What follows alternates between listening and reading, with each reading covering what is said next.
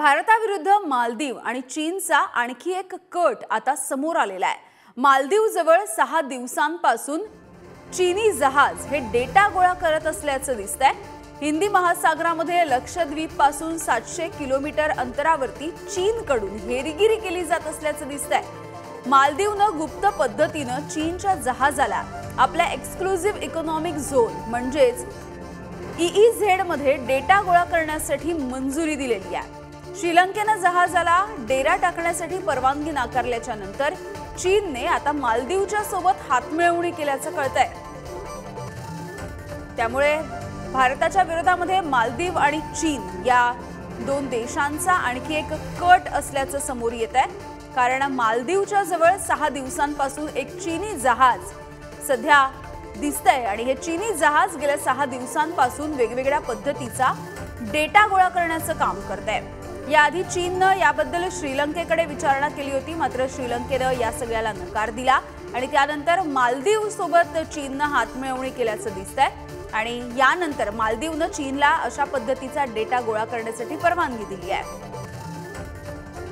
Satish Dhage sir आपल्या सोबत आहेत, आंतरराष्ट्रीय घडामोडींचे अभ्यासक। सतीश सर, हिंदी महासागरामध्ये खरतर ही सगळी टेहळणी सुरू असल्याचं दिसतंय।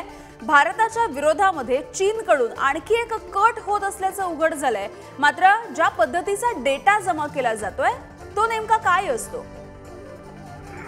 बघा, याला दोन दृष्टिकोनातून आपल्याला त्या ठिकाणी पाहावं लागेल। मागच्या काही आठवड्यातल्या जर घटना तुम्ही मालदीवशी संबंधित जर पाहिल्या असतील तर नक्कीच ज्या प्रकारे चीन मालदीवशी जवळीक करतोय आणि दुसऱ्या बाजूला मालदीवचे सध्याचे जे प्रेसिडेंट आहेत मुइझू यांनी जो अँटी इंडिया स्टान्स घेतलेला आहे त्याचाच एक परिपाक म्हणजे आजची घटना आपल्या समोर त्या ठिकाणी येते।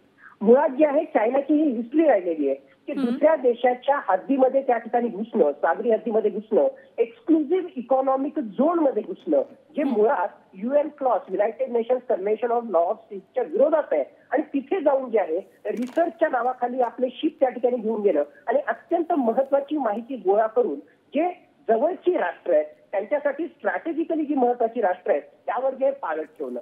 आता मालदीवचं स्थान हे स्ट्रॅटेजिकली अत्यंत महत्वाचं आहे, भारताच्या जे आहे ते अत्यंत जवळ आहे।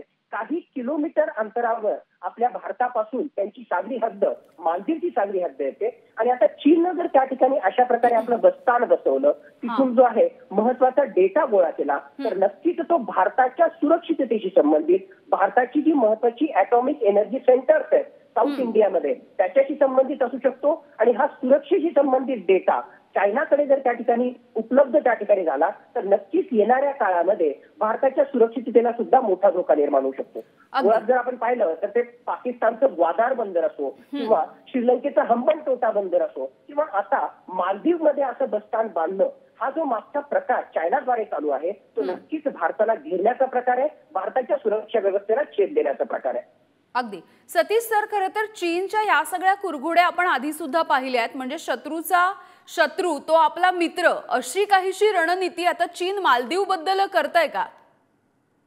नक्कीच शत्रूचा शत्रू म्हणजे मित्र हे तर इथपर्यंत जे आहे जगाच्या आंतरराष्ट्रीय राजकारणामध्ये आपण समजू शकतो, पण त्याची मोठी खेळी तुम्ही लक्षात घ्या। एन्सर्कलमेंट पॉलिसी जी आहे म्हणजे थोडक्यात भारताचे जे शेजारी राष्ट्र आहेत आणि आताच मी जसं उदाहरण दिलं पाकिस्तान पासून, अफगाणिस्तान पासून, श्रीलंका असो, म्यानमार असो, मालदीव्स असो, बांगलादेश असो, या सगळ्या भारताच्या सभोवतालचे जे देश आहेत आणि एवढंच नाही तर भूतान, नेपाळ यामध्ये सुद्धा जे आहे चीन आपलं बस्तान बांधण्याचा त्या ठिकाणी प्रयत्न करतोय आणि फक्त एका बाजूनं भारताला अटॅक करणं किंवा सरळ सरळ जे आहे सामरिक युद्धाच्या माध्यमातून नाही तर एन्सर्कलमेंट पॉलिसीच्या माध्यमातून तो अशा प्रकारे जो आहे भारतावर दबाव निर्माण करण्याचा प्रयत्न करतोय। नक्कीच कुठेतरी जे आहे आपल्या चेक डिप्लोमसीचा, आपल्या आर्थिक महासत्तेचा जो आहे कुठेतरी गैरवापर चीन हा भारताविरुद्ध करताना आपल्याला स्पष्टपणे दिसतोय। अगदी खूप खूप धन्यवाद सतीश सर, तुम्ही सविस्तरपणे माहिती दिलीत यासाठी। तर मालदीव आणि चीनचा भारताविरोधामधला हा कट नेमका काय आपण बघूयात। मालदीवनं गुप्त पद्धतीनं चीनच्या जहाजाला आपल्या EEZ मध्ये डेटा गोळा करण्यासाठी मंजुरी दिली आहे।